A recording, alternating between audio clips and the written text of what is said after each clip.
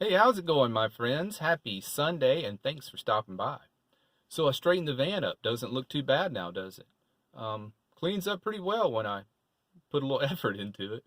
I've changed the location of my cooking station. I used to have that little table that slid out right here to put my stove on. Well, I've moved it over here. It slides out from underneath this cabinet when I need it, slides back in when I don't. And it's right on top of the buddy heater.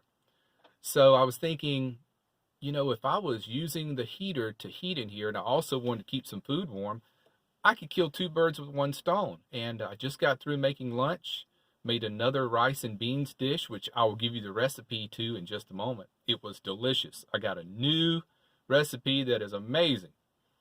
But let's get into other thing I want to talk about. I'm thinking about, well, I've actually been thinking about this for a long time. But I was talking with a friend of mine. He's a financial planner. No, I haven't hired him. I don't do business with friends or family. We just chat sometimes when we're meeting, to watch football games or something. He knows about what I've been doing for almost 2 years, living in a van, saving money, not paying rent. He understands the whole thing. And he kind of helps me crunch numbers at times, but he's very upfront with saying what I'm telling you is not my professional advice. He said we're just talking as friends. I said, okay, I get it. I've been thinking about buying a small plot of land out west. Once I start traveling, and by the way, it looks like next March, by crunching the numbers, I'm hitting the road. It looks like it's coming to a summit here. I am rounding third base and headed for home, in other words. March, I will meet the goal.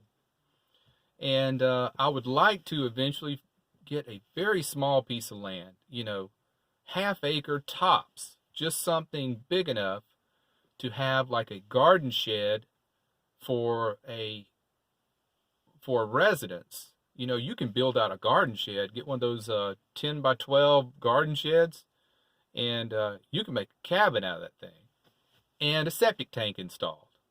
When you're thinking about plumbing and septic, you got to think, well, will this land perk? And that means, is the water table here so high that you can't put in a septic tank?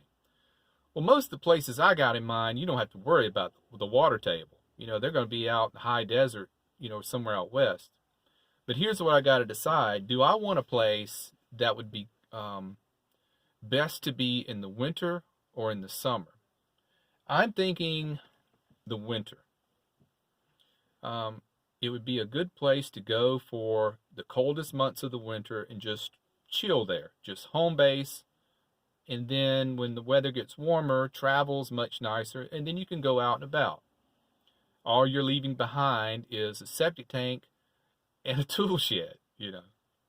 And then, I keep the van exactly the way it is, perfectly suitable for long-term travel and living and lodging and all that. And I'd have the best of both worlds. I think that's a good plan to keep in mind because I have a feeling there's going to be times once I get out on the road, I'm going to want a month or two just to go somewhere that's mine just to chill out in.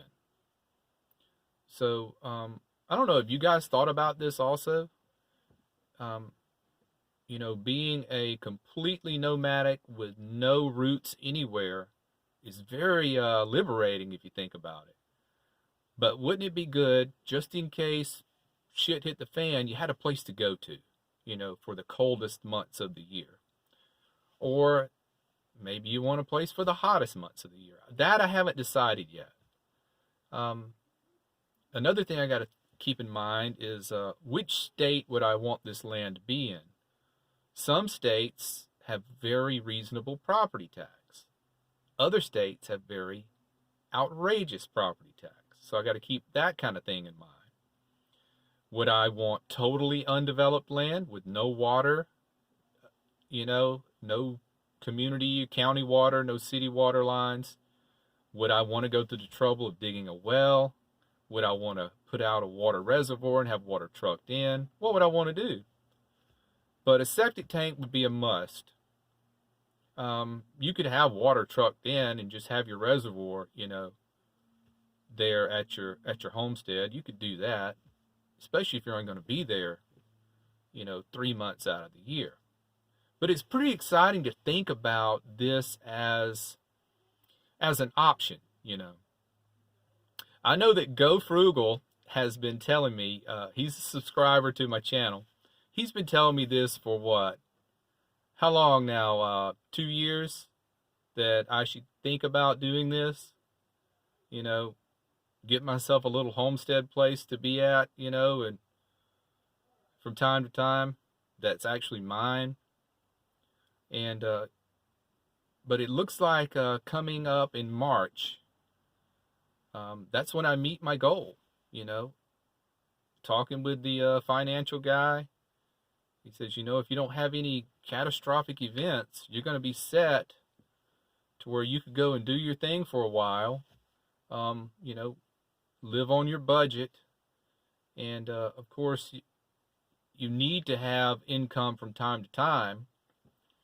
Because, think about it this way. Let's say you save a bundle of money and you're out and about doing your thing, traveling, whatever.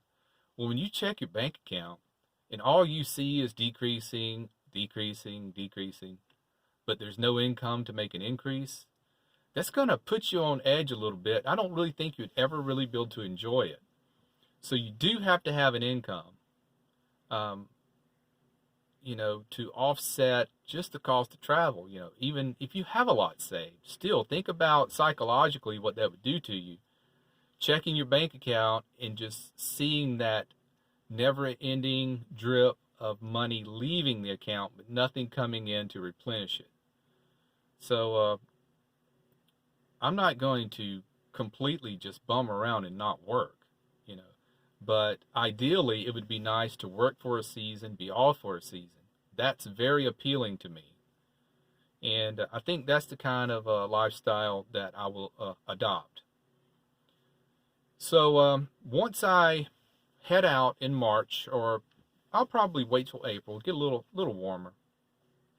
And I'll hang out down in the Southwest. Texas, I know a spot in Texas that would be a nice place to hang. I know there'd be some nice areas in Arizona. And then as summer approaches, head out to the mountains. I know a few free camping spots that still open from May to September in Colorado. If you get there early, just set up your camp. And I could stay there throughout the entire summer.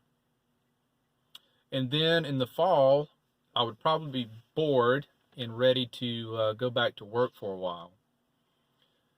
And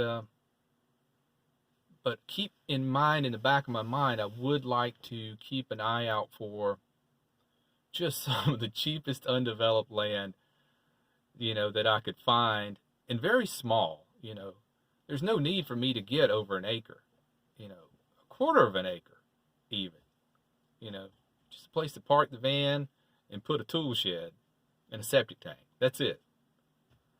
So it's pretty exciting, though, to keep that in mind. That's probably what I'll end up doing, because I think that's actually a sustainable way to live on a super budget, live cheaply,